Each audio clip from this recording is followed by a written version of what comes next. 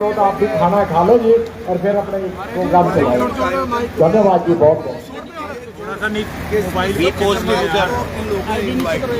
सब समाज के कार्यकारिणी के लोग ताकि सब लोग आए, गुड़िया फोन नीचे करना अपना, खाना भी खाते रहे और ये प्रोग्राम भी सुनते रहे।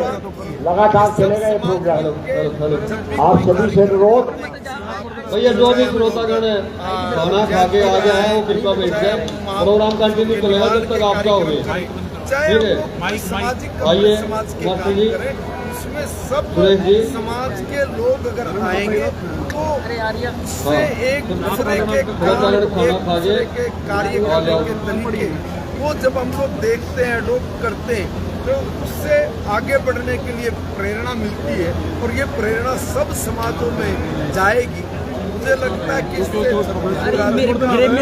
देश का उत्थान होगा, प्रगति के रास्ते पे जाएंगे। आपसी द्वेष राग की जो भावनाएं लोगों के मन में कहीं न कहीं किसी कारण प्रफुल्लित हो जाती है, उन सब पर विराम। टांडा साहब, दो गोलियां चली हैं, एक आपके इलाके में चली है जहां पर बीजेपी नेता की हत्या कर दी गई है, और एक कुरुक्षेत्र में चली है, कोई साधु संतों का कार्य करा रही है। उस सारे काम में मैं यही कहूँगा कि प्रशासन इसमें अपना काम चुस्ती दुरुस्ती से करेगा। कोई भी दोषी होगा वो बख्शे नहीं जाएंगे, मगर इस तरह के जो समाज में असामाजिक घटनाएं या तो हो जाती हैं या उसके कोई भी कारण होते हैं, ये सब कारण ना बने। इसीलिए जरूरी है कि हम लोग समाज के इस तरह के कार्यक्रमों का आयोजन करें जिससे हम लोग आगे बढ़ने की बात कर सके, अपने को डेवलप करने की बात कर सके, न कि इस रास्ते पे जाए जिस तरह की रास्ते की बात आप कर रहे हैं। इसमें सुधार करने के लिए देखिए इस तरह के आयोजन सामाजिक कार्य मना करो सर, मना करो एक बार। राष्ट्रीय शिक्षा नीति 2020 इसको हमने तय किया है 2025 तक लागू करना है, और उसमें हायर एजुकेशन में हमने इसको पूरी तरह से लागू किया है। इसमें एलिमेंट्री और सेकेंडरी तक के लिए 200 से ज़्यादा गोल होने थे, 201 गोल होने थे। 201 गोल में से 150 गोल हमने उसमें भी अचीव कर लिए। अब ये जो 51-52 गोल बचते ये वो हैं जो अलग अलग डिपार्टमेंट्स के साथ मिलकर हम लोगों को करने हैं या फाइनेंस डिपार्टमेंट के साथ मिलकर करने हैं।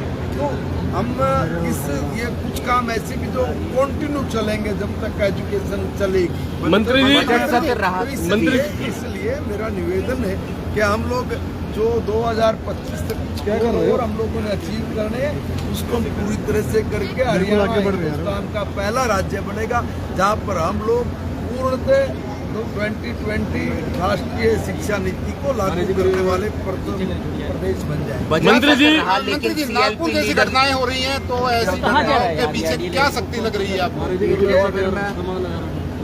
इंटरनेशनल फोर्सेज, मैंने एक बात आपने साथ ध्यान से सुनी, मैंने कहा कि आज इस देश के साथ हम लोग तलवार की धार पे चल रहे हैं।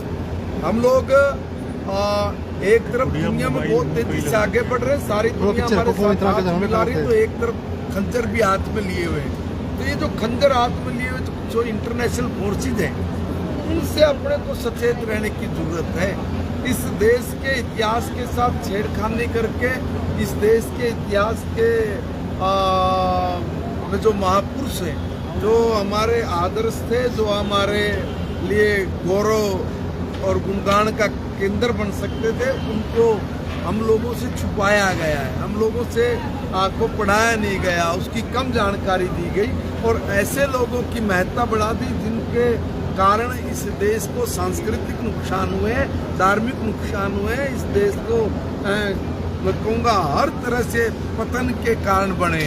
मगर आज हम लोग सक्षम हैं और इस सक्षमता में हम लोग अपने महापुरुषों को और उनकी जीवन को, उनकी यात्रा, जीवन की यात्रा को अपना के अपने बच्चों को हम लोग ऐसा कुछ देने की बात कर रहे हैं या हम लोग करेंगे सब मिलके, जिससे हमारे बच्चे कुछ गर्व और गौरव इस देश के प्रति कर सके और आगे बढ़ सके और इस देश को दुनिया का सबसे ताकतवर देश बनाना। उस दिशा में बजट सत्र रहा, मंत्री जी 13 महीने के बाद शंभू बॉर्डर दोबारा खुल चुका है। बहुत अच्छी बात है। देखिए, मैं एक निवेदन कर रहा हूँ, हमारे जो इशू स्टेट के थे, वो स्टेट जब तक अगर उनसे भागेगा तो समस्याएं बढ़ जाएंगी। अगर स्टेट भी अपने इश्यूज को अपने लेवल पे निपटाएगा, उसकी कोई योजना बनाएगा, तो ऐसी प्रॉब्लम नहीं आएगी। और